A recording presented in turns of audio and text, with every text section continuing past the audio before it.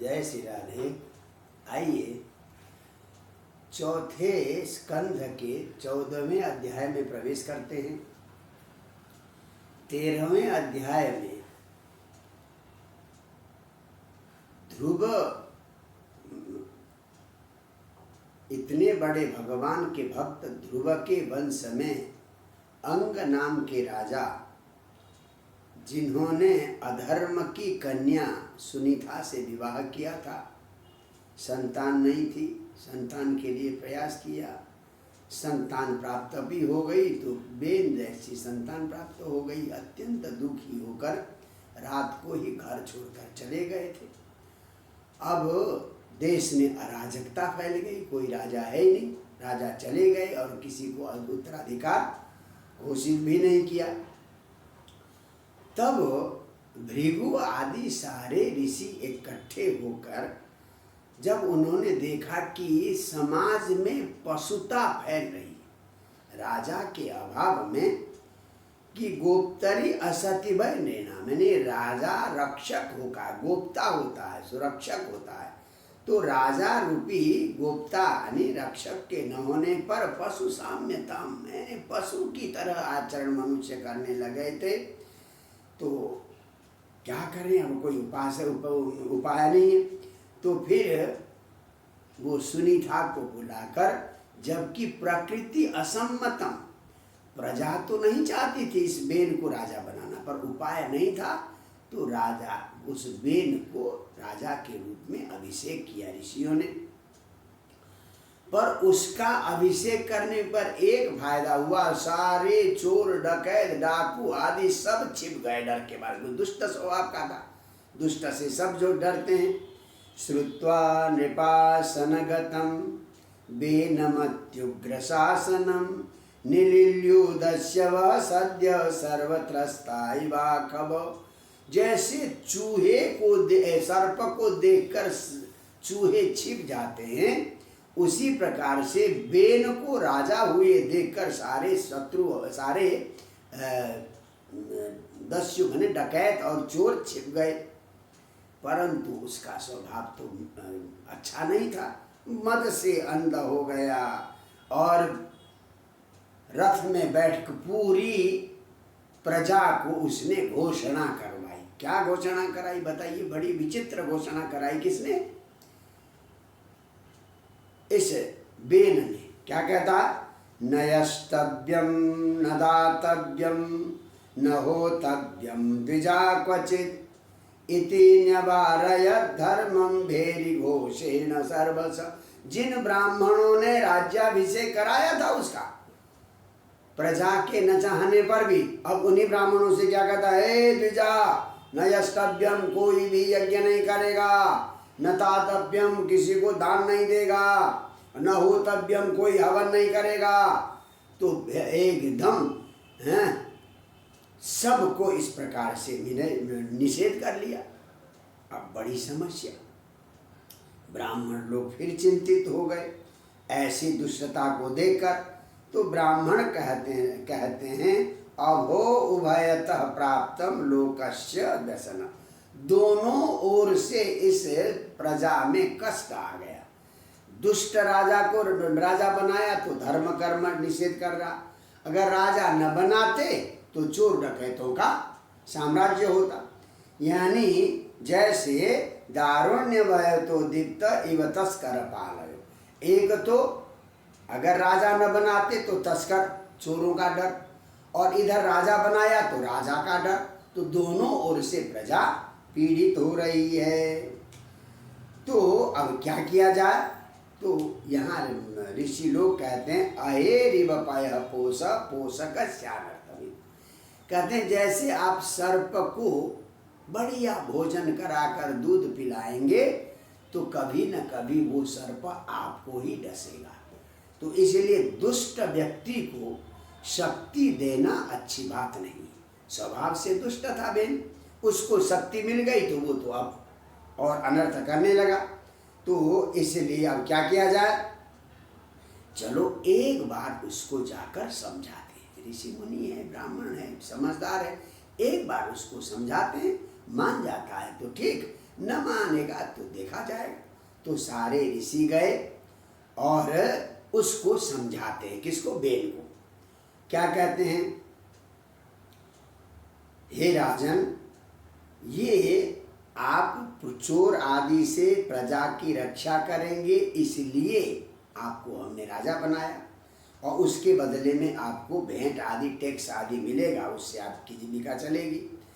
परंतु जिस राजा के राज्य में यस्य राष्ट्रे पुरे चैव भगवान यज्ञ पुरुष, जिस राजा के राज्य में या जिस देश के शहर में भगवान यज्ञ पुरुष का यजन होता है और प्रजा अपने अपने धर्म का पालन करते हैं, तो कहते हैं तस्य राज्यो महाभाग, उस राजा पर भगवान प्रसन्न होते हैं।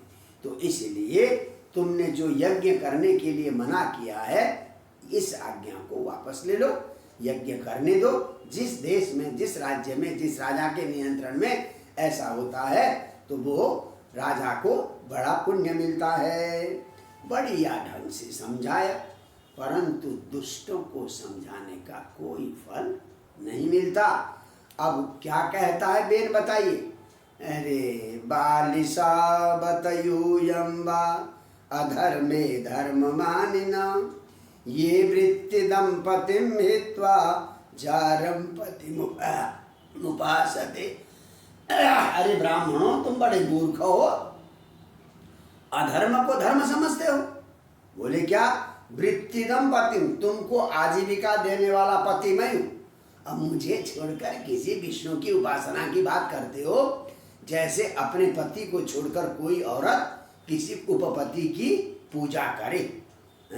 वृत्तिदम पतिम हित्वा, आजीविका देने वाले राजा रूपी पति को छोड़कर जारम पति, वो विष्णु तो जा रहे हैं, दूसरा है, हमारा नहीं है। इस प्रकार से फिर क्या कहता? को यज्ञ पुरुषो नाम यत्र वो भक्ति। कौन है वो यज्ञ पुरुष जिस पर तुम्हारी इतनी भक्ति है? हाँ, भर्तृश्रेय वियुदाम, जो अपने स्वामी से अलग है। तुम्हारा असली स्वामी तो मैं हूँ। जैसे दुष्ट पत्नियां अपने पति से स्नेह नहीं करती और किसी दूसरे उपपति से स्नेह करती, कौन है वो? तो इसलिए तुम मेरा ही यज्ञ करो, किसी विष्णु के यज्ञ करने की आवश्यकता नहीं है। कौन कह रहा है? वेद। तस्मान माम कर्म भिर विप्रा यजध्वम गतमत्सरा, बिना चीढ़े केवल मेरा ही यज्ञ करो और मुझे ही बलि दो। हाँ, मैं, मेरे से पहले खाने वाला और कौन है? इस प्रकार का बकवास किया। किसने? राजा बेन ने। तब ब्राह्मणों ने सोचा भाई इसको समझाने का कोई फायदा नहीं है। इति ते सत्कृतास्तेन द्विजा पंडित मानिना, अपने आप को बड़ा पंडित समझने लगा बेन। इन ब्राह्मणों के, ऋषि मुनियों की बातों की धज्जियां उड़ा दी। तो जब उनकी यांचा, उनकी प्रार्थना व्यर्थ हो गई, तो ब्राह्मणों को, ऋषि मुनियों को आया क्रोध। क्रोध आने के बाद उन्होंने क्या किया? निजग्नु हुन कृते नैव हतम अच्युत निंदया। तो कहते हैं अच्युत निंदया हतम, इसने अच्युत भगवान की निंदा की थी। किसने? वेद ने। जो भगवान की निंदा कर चुका है वो तो पहले ही मर चुका है। तो अच्युत निंदया हतम तम बेन, अच्युत की निंदा करने से मरे हुए के समान उस बेन को हुंकृते नएव निजर्रु, ऐसे करके हुंकार किया, इतने में ही वो ढेर हो गया। कोई शस्त्र चलाने की आवश्यकता ही नहीं पड़ी, केवल हुंकार मात्र से उसको निर्जीव कर दिया और वहां से चले गए। तो कुछ दिन सरस्वती के किनारे एक दिन सुबह सुबह संध्या उपासना कर रहे थे। देखा कि मारो काटो, ऐसे भयंकर धूल आंधी आ रही है, मारो काटो की आवाज आ रही। ब्राह्मण समझ गए कि फिर जो है डकैत और सब तो क्या नाम है, चोर हावी हो गए, क्या किया जाए। तो फिर ब्राह्मणों ने कहा भाई उपाय तो कुछ न कुछ करना पड़ेगा। तो भाग्य से उस बेन के शरीर को सुनीता ने, उसकी माँ ने तेल में डुबो कर रखा था। उसका देह अभी जलाया नहीं था। तेल में डुबो कर रखा था। वहाँ ऋषि गए तो फिर ऋषियों ने उस मरे हुए बेन के उरुम जांग का मंथन किया। वेद मंत्रों से मंथन होता है, उससे कुशा से उसके जांग, मृतदेह के जांग का मंथन किया तो उससे एक काला काला छोटे छोटे हाथ पैर वाला प्राणी निकला, मनुष्य जैसा। निकलते ही उसने कहा कि किम करोमि, क्या करूं क्या करूं। ऋषियों ने कहा निषीद, बैठ जाओ। तो उनकी जो जाति हुई निषाद हुई, जो जंगल में रहती निषाद जाति, तो वो जो बेन के मरे हुए शरीर के जांग के मंथन से, तो इस प्रकार से निषाद बेन के शरीर में जो कुछ भी पाप था वो सारा पाप लेकर निषाद निकल गया।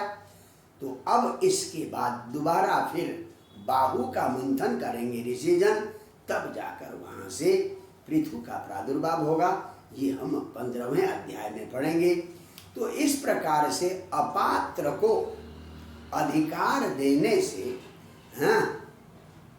देश में बड़ी समस्या पैदा हो जाती है। तो इसलिए शासक पात्र और विनम्र होना चाहिए। इस अध्याय से हमें ये शिक्षा मिलती है। जय जय श्री राधे।